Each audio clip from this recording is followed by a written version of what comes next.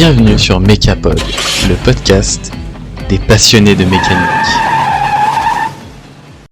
Bonjour à tous et bienvenue dans ce nouvel épisode de Mechapod. Avant de commencer, je voudrais vous informer de la création des pages Facebook Mechapod Podcast et Instagram mechapod.podcast. Vous y retrouverez toute l'actualité de votre podcast.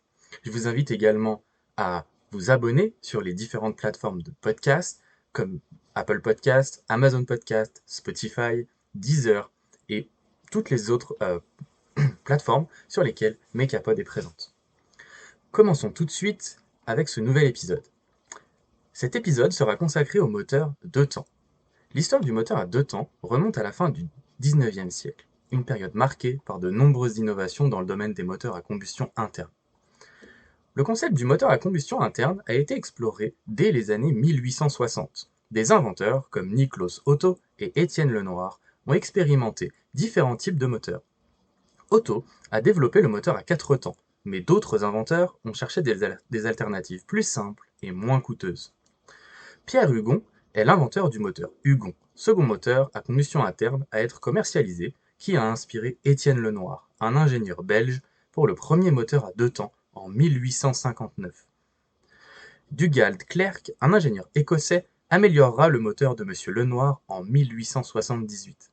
Pour finir, l'ingénieur anglais Joseph Day a lui aussi fait des modifications sur ce moteur en 1889. Ce moteur ne subira pas d'amélioration majeure avant les années 1950, mais nous en parlerons plus tard. Dans les années 1900, les moteurs à deux temps se démocratisent et commencent à être installés sur des motos ou des véhicules de course. Leur simplicité et leur puissance par rapport à leur poids en faisaient des choix populaires. Au début du XXe siècle, ces moteurs ont également trouvé leur place dans les applications maritimes et agricoles, où leur capacité à fonctionner dans les conditions variées s'est avérée avantageuse. Afin de poursuivre avec les améliorations techniques, voyons un peu comment fonctionne ce moteur. J'ajouterai en description une animation du moteur deux temps trouvée sur un site dont je créditerai dans la description de cet épisode. Voici le fonctionnement. Le moteur à deux temps est un type de moteur à combustion interne qui effectue un cycle complet de fonctionnement en deux mouvements de piston, soit deux temps. À chaque temps, nous devons voir ce qui se passe dessus et dessous le piston. Voyons donc en détail comment fonctionne ce moteur. Le premier temps va effectuer de manière simultanée l'admission et la compression. Voyons d'abord l'admission qui va s'effectuer sous le piston. Donc, lorsque le piston va monter, il va créer une dépression dans le carter moteur, ce qui va permettre au mélange air-carburant provenant du carburateur d'être aspiré dans le carter par la boîte à clapet. Ensuite, la compression, qui, elle, va s'effectuer au-dessus du piston. Donc, lorsque le piston va monter, ce dernier va venir obstruer la lumière, aussi appelée transfert d'admission. Cela va rendre le cylindre étanche et la compression du mélange air-essence dans la chambre de combustion située au-dessus du piston devient possible. Lorsque le piston va atteindre le point Moreau, c'est-à-dire le point le plus haut avant qu'il recommence à redescendre, c'est à ce moment que nous avons la plus haute pression. C'est à cet instant que le gaz qui contient l'essence est le plus sous pression, d'accord, et donc sera le plus à même à brûler. C'est à cet instant qu'on va rentrer dans la deuxième phase de ce moteur deux temps. À l'instant où le piston va passer le point Moreau, une étincelle va venir enflammer le mélange, provoquant une explosion. Ce mélange air-essence cette explosion va donc pousser le piston vers le bas. En descendant, le piston va ouvrir la lumière d'échappement, ce qui va permettre à ces gaz brûlés de s'échapper par le pot d'échappement. Et nous avons donc fait la combustion et l'échappement. Dans le même temps, de manière simultanée à cette combustion et à cet échappement, lors de la descente du piston, ce dernier va venir mettre sous pression les gaz que nous avions rentrés lors de l'admission.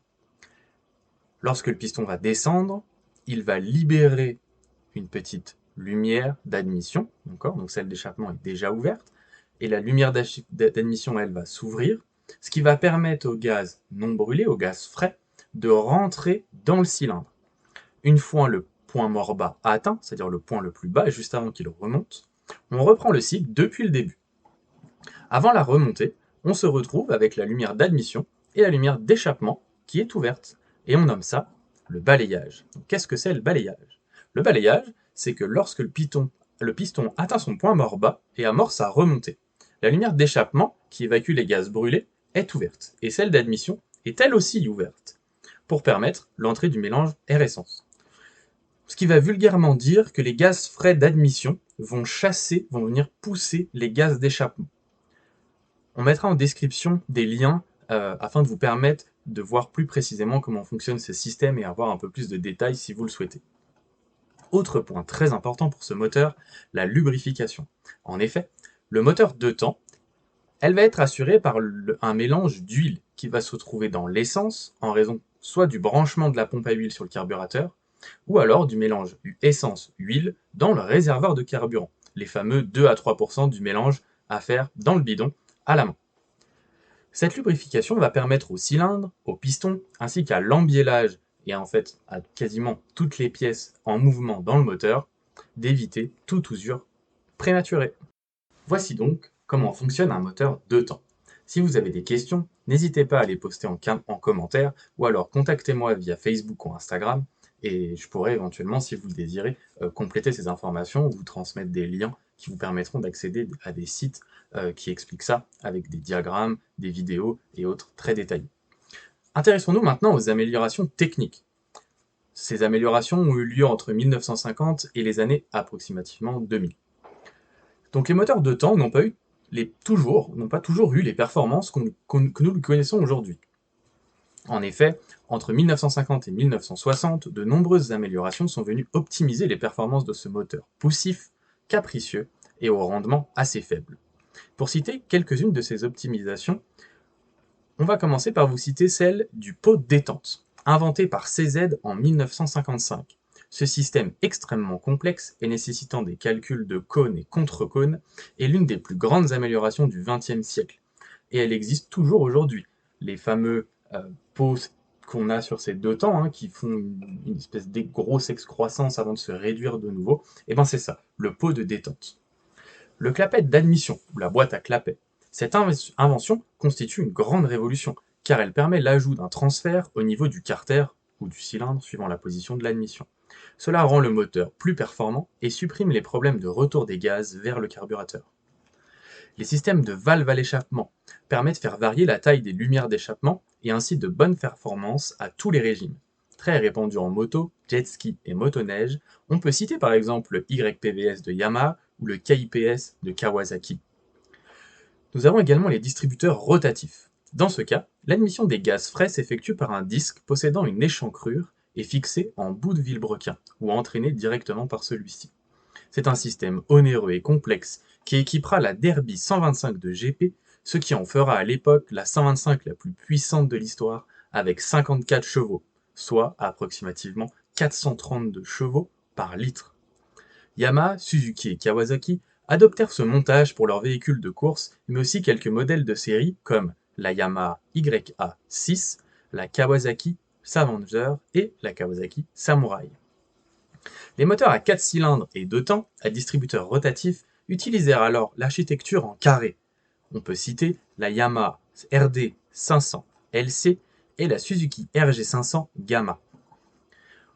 Ensuite, l'injection directe, qui permettra un rendement optimum supérieur au moteur à 4 temps, du fait de l'absence de distribution, ainsi qu'une diminution importante de la pollution. Le moteur à 2 temps ont été utilisés dans de nombreuses applications où le poids et la simplicité sont des facteurs clés. Par exemple, les tronçonneuses, les tondeuses à gazon, les scooters, les mobylettes, et ainsi de suite. Leur légèreté et leur puissance ont fait d'eux un choix privilégié pour de nombreuses applications portatives. En résumé, le moteur à 2 temps est un système à combustion interne efficace pour certaines applications, mais il présente des inconvénients en termes d'efficacité et d'émission. Ses avantages, sa simplicité de conception, nous avons moins de pièces par rapport à un moteur à 4 temps, ce qui peut entraîner un poids réduit et moins d'usure. Il est plus compact, il est ainsi plus petit qu'un moteur à 4 temps, mais il a de nombreux inconvénients. L'efficacité énergétique, en effet, il est moins efficace en termes de consommation de carburant qu'un moteur à 4 temps. Il émet beaucoup de polluants. Il génère plus d'émissions polluantes en raison du mélange d'huile et de carburant et à ce fameux balayage dans lequel on va avoir une partie des gaz imbrûlés qui vont s'échapper dans l'échappement. L'usure, il peut s'user plus rapidement à cause des conditions de fonctionnement qui sont plus difficiles et si la lubrification n'est pas faite correctement. Avec l'augmentation des préoccupations environnementales, les moteurs à 2 temps sont souvent moins efficaces en termes de combustion et plus polluants que leurs homologues à 4 temps. Les normes d'émissions, de plus en plus strictes, ont conduit à une baisse de leur popularité, particulièrement les émissions de particules d'huile imbrûlées liées au système de lubrification du moteur 2 temps que nous avons cité avant, ainsi que l'émission de gaz non brûlés, le mélange air-essence, qui va s'échapper durant la phase de balayage que nous avons vu tout à l'heure. Les avancées dans les moteurs à 4 temps et l'émergence des technologies alternatives, comme les moteurs hybrides et électriques, ont conduit à une diminution de l'utilisation de ces moteurs à 2 temps dans de nombreuses applications dès les années 2000. Certaines évolutions techniques, comme l'injection et l'allumage électronique, permettent de le garder en vie. Certaines motoneiges, motocross, d'enduro ou certains cyclomoteurs sont encore en 2 temps et atteignent des niveaux de pollution respectueuses des normes Euro 5. En conclusion, aujourd'hui, bien que les moteurs à 2 temps soient moins courants dans certaines applications, ils restent populaires dans les domaines spécifiques comme les motos de compétition et certains équipements de jardinage. Leur simplicité et leur puissance continuent d'en faire une option attrayante malgré les défis environnementaux. L'histoire du moteur à 2 temps illustre à la fois l'innovation technique et les tensions entre performance, durabilité et respect de l'environnement. Les futures normes environnementales pourraient bien sonner le glas de ce moteur qui nous a fait tant rêver durant notre enfance, enfin, durant la mienne. Voilà qui sonne la fin de notre épisode sur le moteur 2 temps. J'espère qu'il vous aura plu. N'hésitez pas à laisser un commentaire et à vous abonner afin de ne pas manquer la sortie de nos prochains épisodes.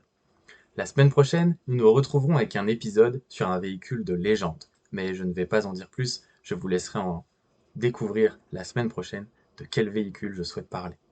On se retrouve donc la semaine prochaine, à très vite sur Mekapod. Merci d'avoir écouté le podcast Mekapod. On se retrouve très vite pour un nouvel épisode.